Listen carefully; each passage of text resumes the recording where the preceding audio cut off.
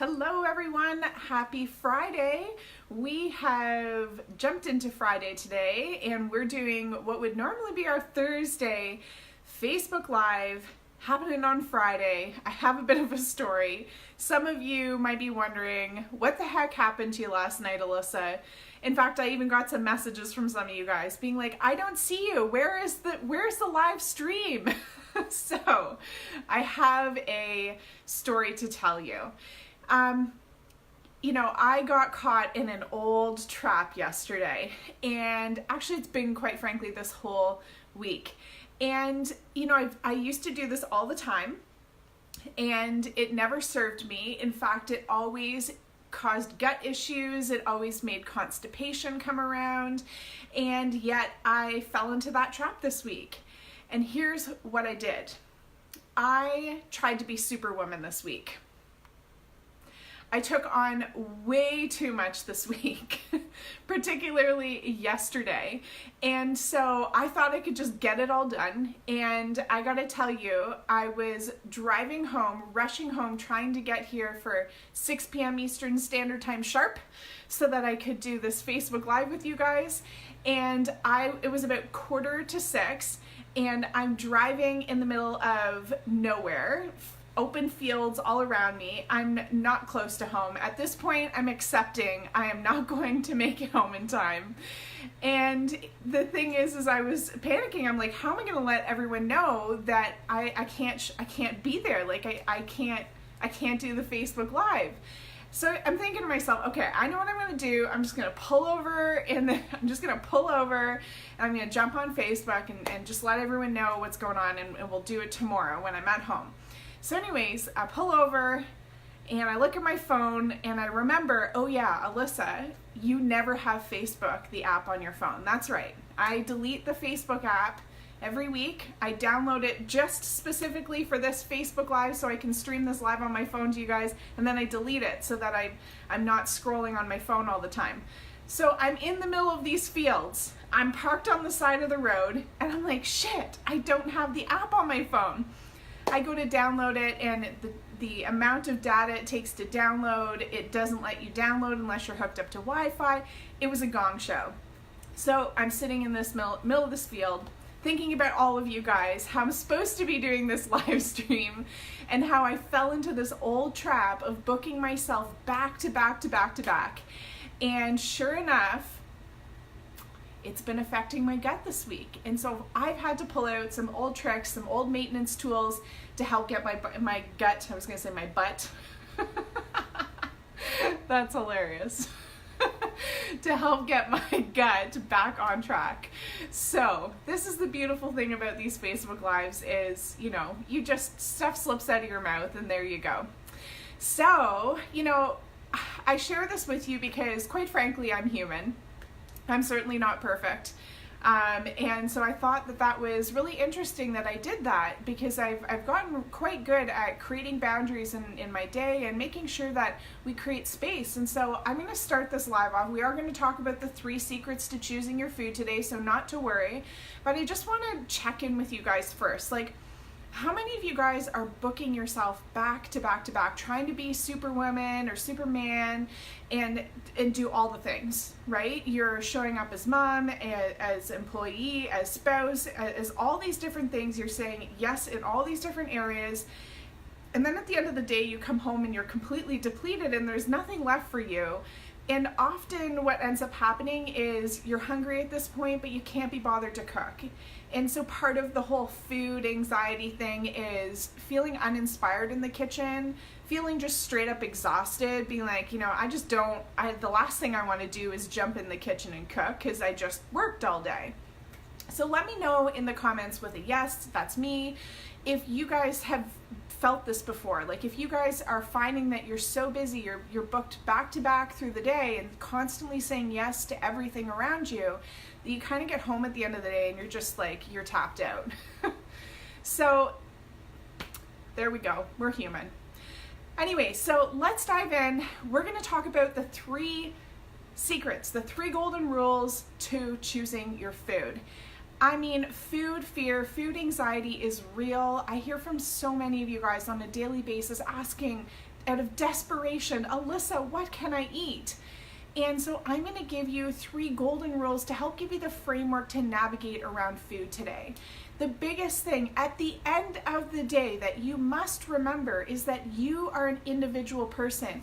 Your body is unique and different compared to mine, compared to everyone else in this group. So what might react for your body won't react for mine, which is why there is no one diet fits all. Every single one of my clients that is in the Love and Trust Your Guts program is on a customized version of the program, meaning every single one of them are eating different foods because it depends on what their body enjoys. So I'm going to give you, again, the golden rules to help you navigate through that so that you can see what's working for your body and what's not. So, first things first. This rule is super duper important, super controversial, definitely has to happen, no questions asked. You need to keep it dairy-free and gluten-free. I know technically that's 2. That's technically 2 golden rules, but I'm putting it as 1, and that's just how important it is that we have to be dairy-free and gluten-free. Now, I've had a lot of people say, well, Alyssa, like, I can eat cheese and feel totally fine. But if I eat an egg though, or if I drink a glass of milk, you know, my gut would be annihilated. It's like, it doesn't work that way. Right? It doesn't work that way. You can't just, you know, say, oh, if I chug milk, I experience a problem, but if I have a little bit of cheese, it's no problem.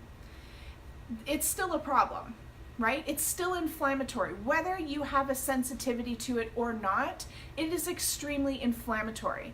And it doesn't make sense to say, if I overeat or binge on this particular food, it hurts my stomach. But if I eat just a little of it, it's all good. I can get away with it. You're not getting away with shit. You're not getting away with it. You just didn't eat enough of it for your body to scream at you. So I will ask you, why are you waiting for foods to react in your body to the point where your body's screaming at you for you to stop eating them? Okay? A little bit of tough love. We got to look at that. So dairy and gluten have to go, because whether you are sensitive to them or not, they are causing inflammation in the body. And so long as inflammation is present, you are not going to heal. Your leaky gut won't go away. The inflammation in your bowels that's either causing your constipation, diarrhea, or pain, it's not going to go away so long as that inflammation is there.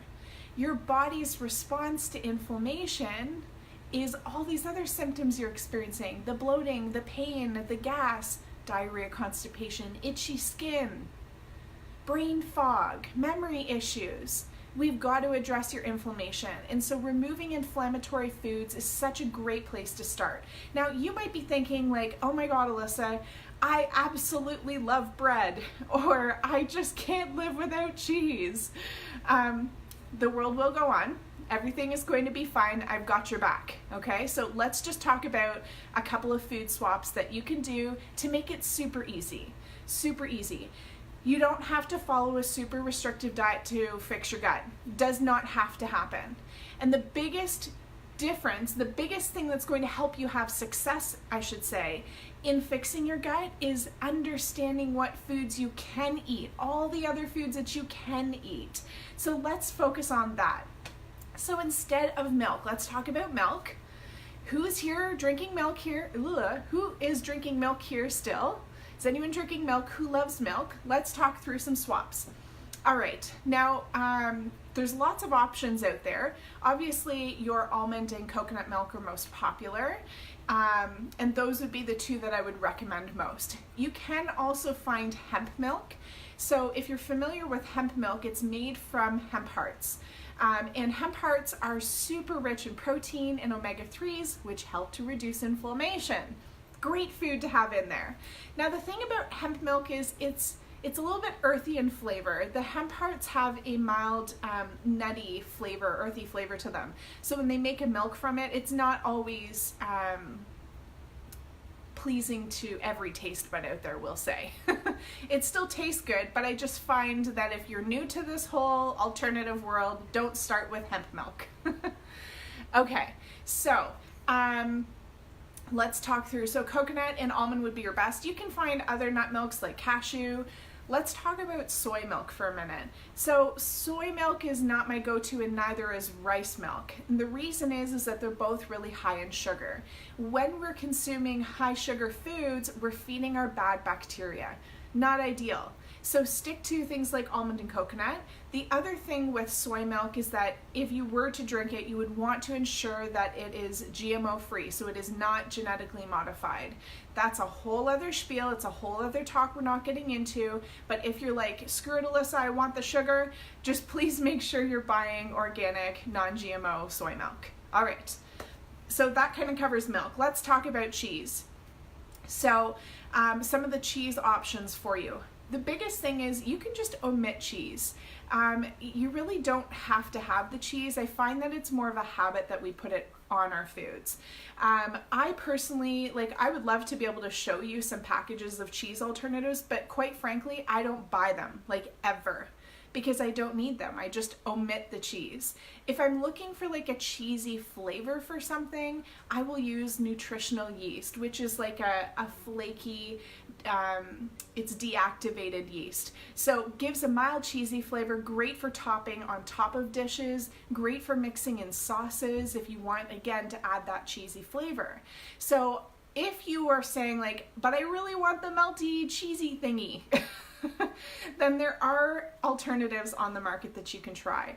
Some of the brands that I'm going to suggest that you go and look for, my two favorites, is Chow and Gusta.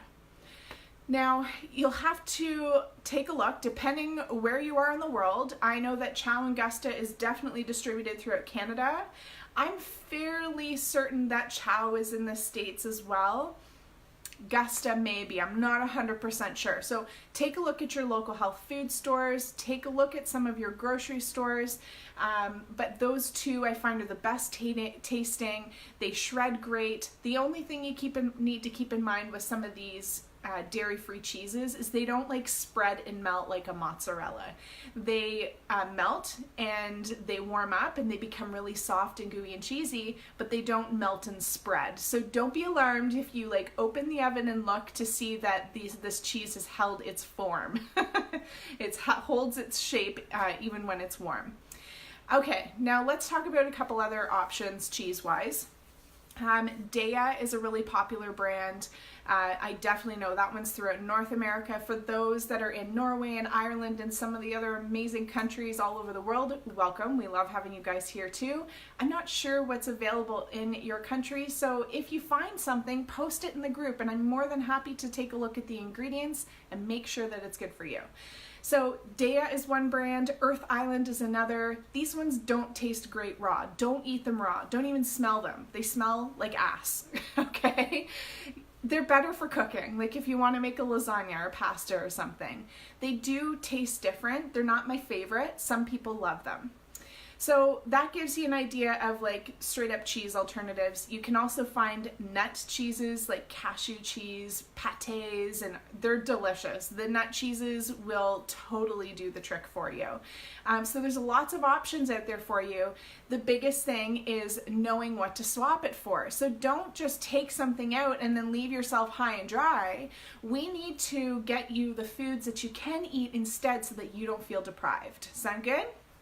All right, pulling up my sleeves because this is getting serious. Let's talk about ice creams, yogurts. So this is where I would say tap into coconut. Coconut-based ice creams, delicious. You can find soy-based ones. Again, that's not usually my go-to. Coconut would be your better option.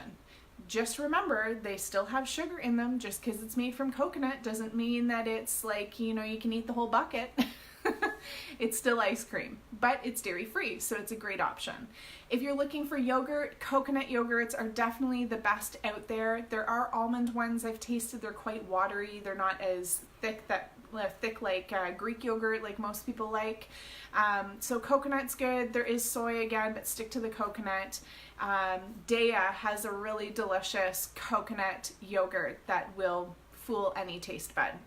So that kind of gives you guys an idea for dairy. Let's talk about gluten. So I'm just gonna say, like, anything that has wheat in it, you need to not be eating that. And you're going to find that there are some rye breads out there that, like Dimplemeyer's, I'll give the brand. So Dimplemeyer's has a light rye bread, but if you look at the ingredients, it actually says wheat flour and a little bit of rye.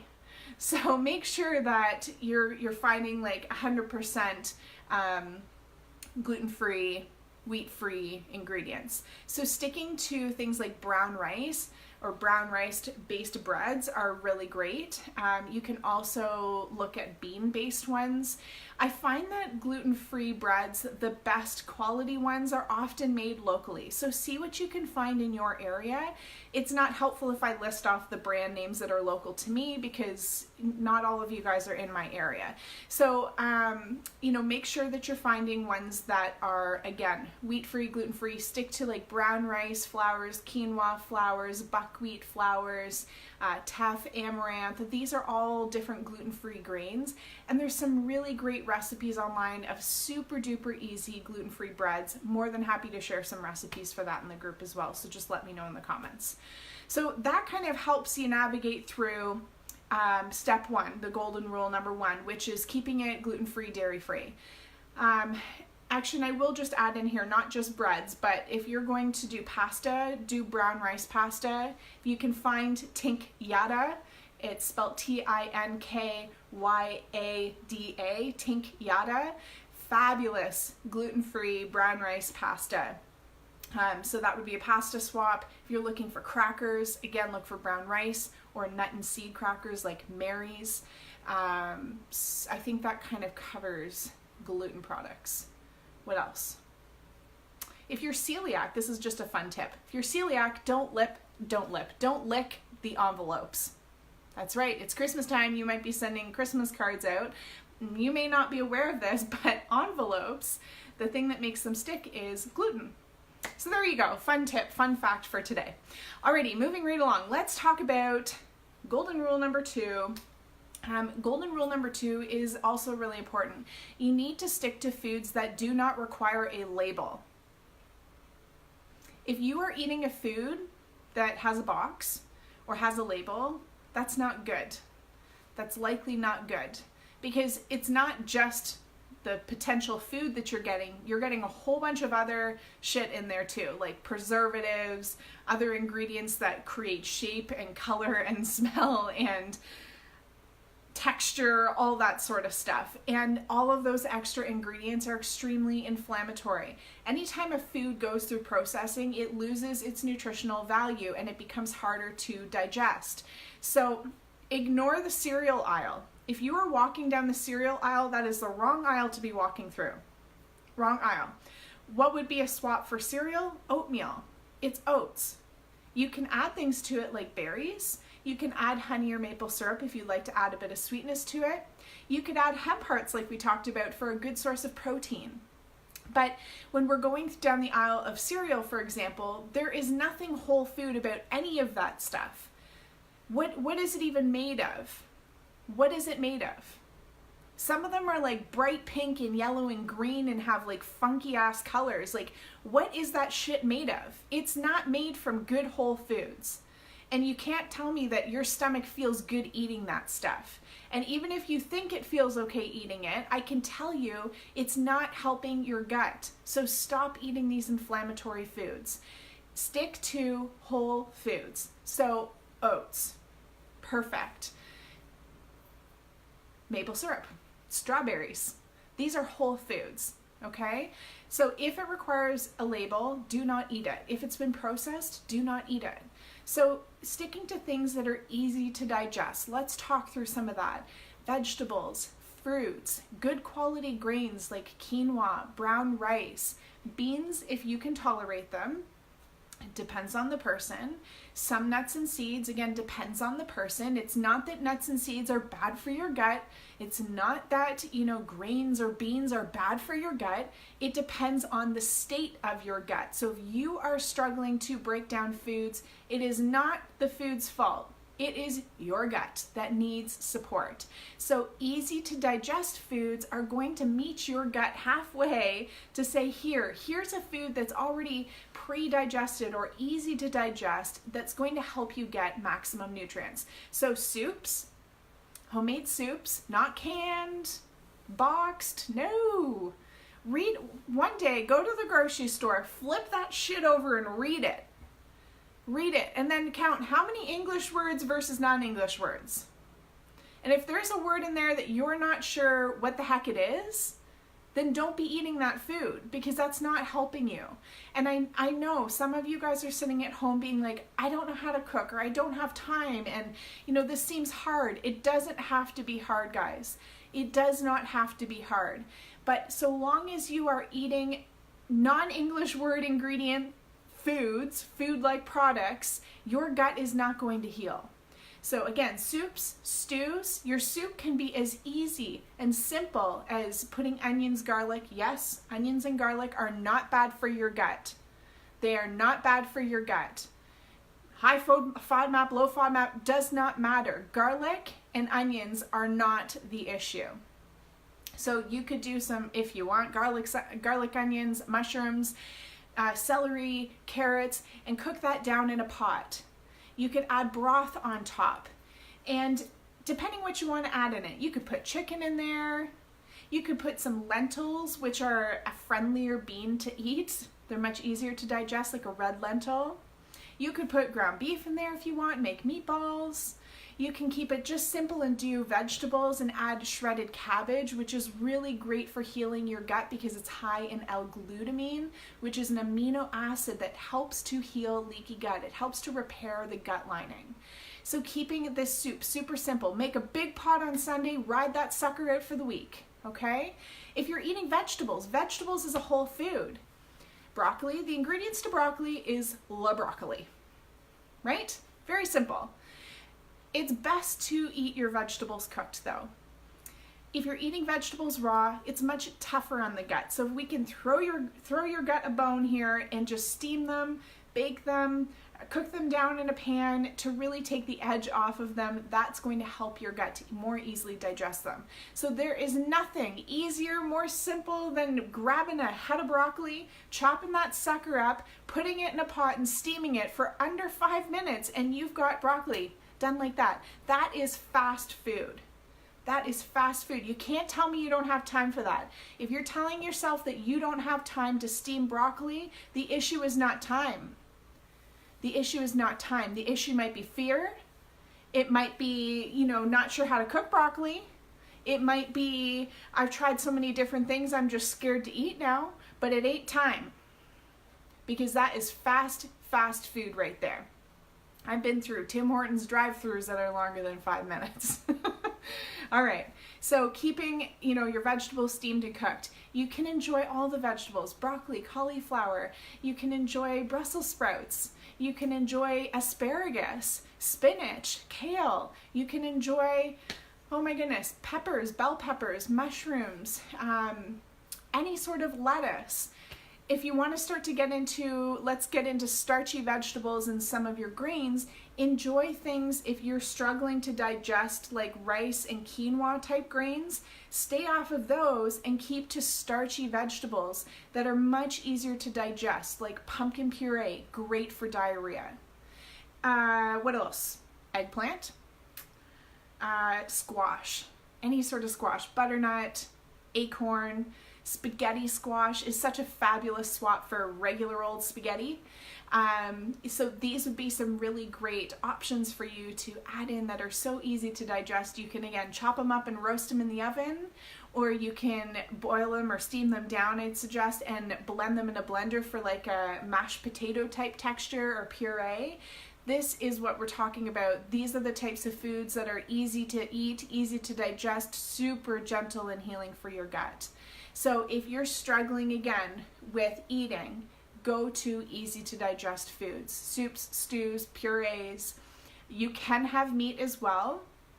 I'm going to leave it up to you guys as to what meats you enjoy, but fish is a really great one to go to. Much lighter, again, easier to digest. Please make sure you're sticking to wild fished Fish not farmed. Do not eat farmed fish.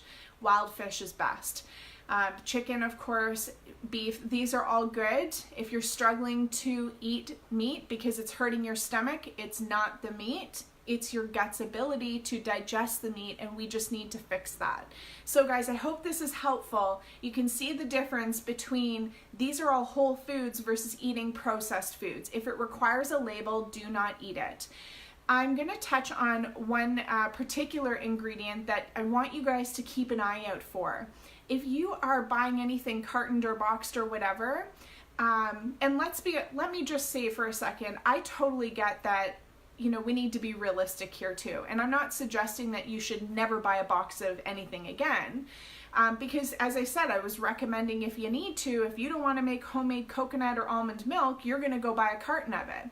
But we want to look at the ingredients and be really mindful of the ingredients, making sure they're English words like almonds and water and salt and things like that, right? So one thing to be mindful of is an ingredient called Carrageenan. Need to keep an eye on the time. Carrageenan or Carrageenan. It's pronounced a couple of different ways. But this is a really common additive that's added into boxed foods to preserve, emulsify, thicken, and it's really commonly added to almond milk and coconut milks and many other foods out there. So the thing with Carrageenan is that it has been known to be a bowel irritant. In fact, it can create Crohn's colitis-like symptoms, so serious GI bowel issues. So looking into those extra fun ingredients that are in those foods makes a huge difference, because while you might be thinking you're doing a good thing and thinking, oh, I don't know what that means, I'm going to eat this anyways, it can make a big difference. So make sure you're looking for foods that are Carrageenan or Carrageenan free. All right? All right. Let's talk about the next one. This next one is a really big one. The third golden rule is that we need to teach you how to balance your plate, my friend.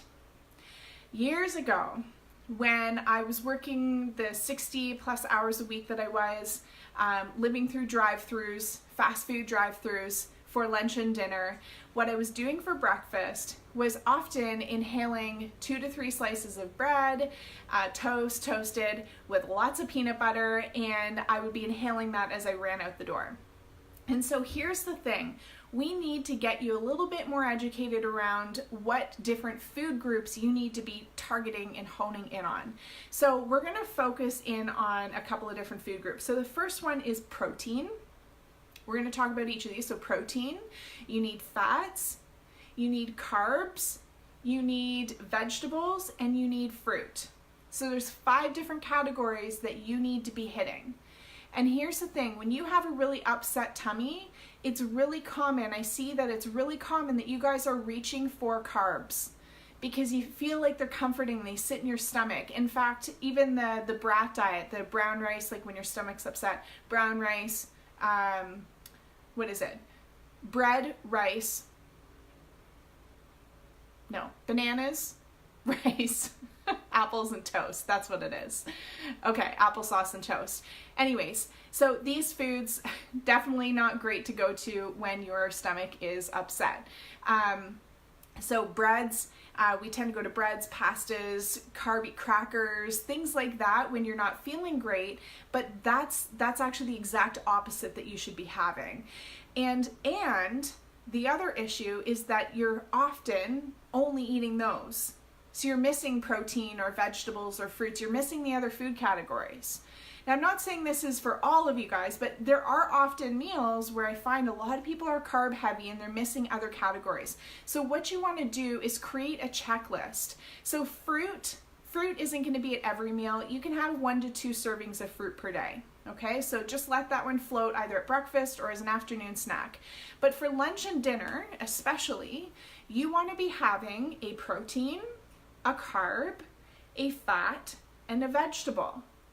So right now, what are you eating? What are you eating for lunch and dinner? Let me give you some examples. Again, most people will have like a sandwich. So they do carb, their bread is their carb.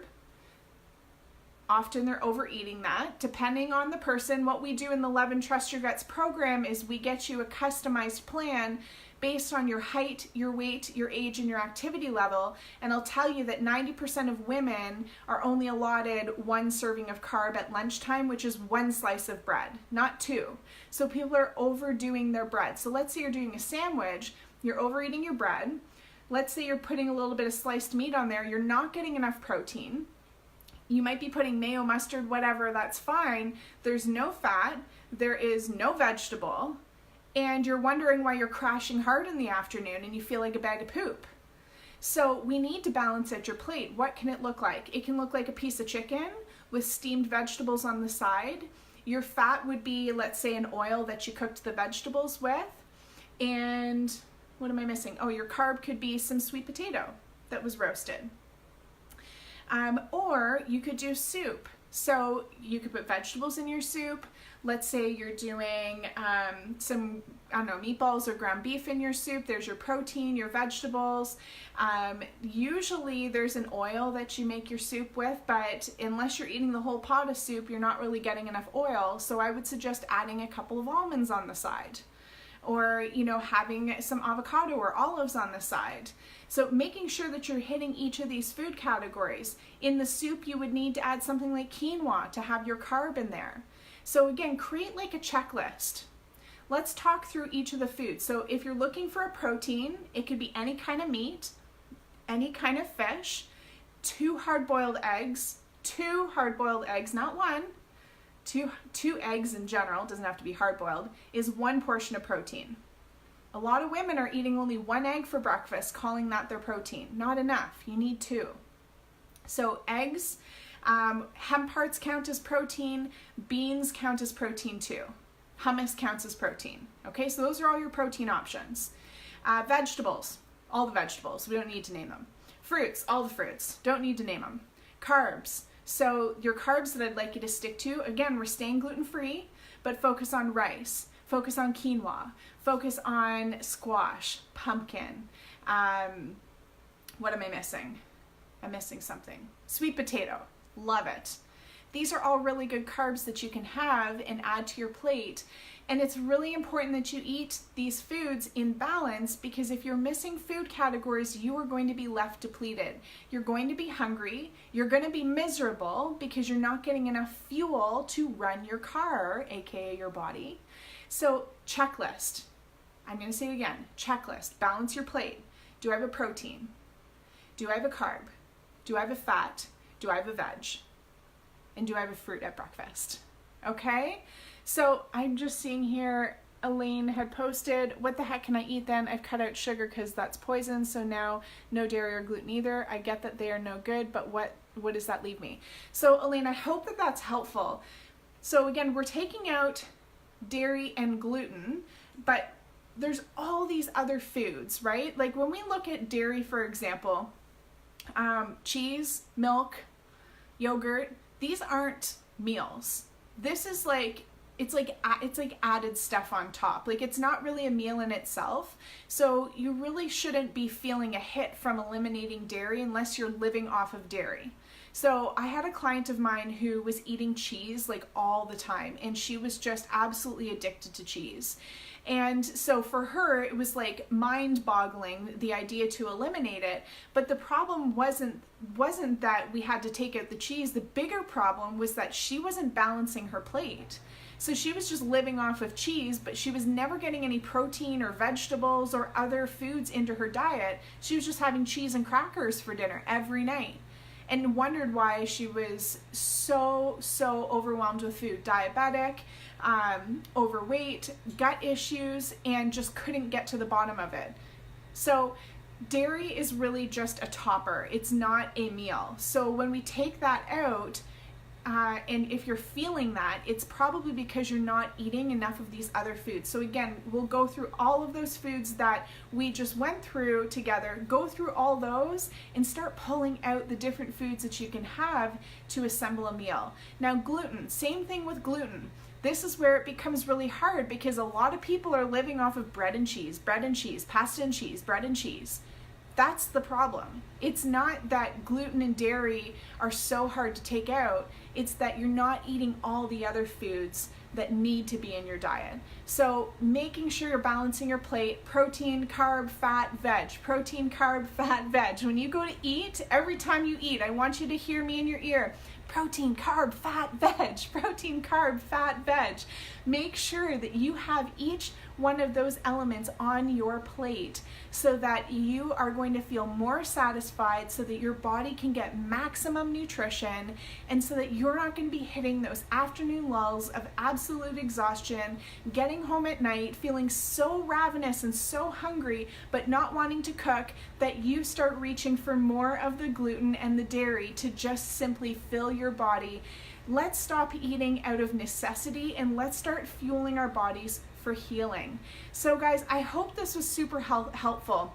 Listen, this whole food topic is such a big one, and I get that it feels ginormous and hard. The biggest thing to start with is just one step. So just start with swapping out one of those food groups and adding in all the other stuff that we talked about, and then baby step it to the next step. We're going to continue having this conversation about food because every single one of you is different. It's going to continue to evolve each day, and we'll keep supporting you with the weekly recipes like we do on Tuesdays. And as always, I'm right here if you need any support. So reach out, ask your questions, and we'll make sure that we get you the best possible meal on your plate so that you feel great after eating. I hope you guys have an awesome weekend. We're going to see you next week, and we'll talk to you soon.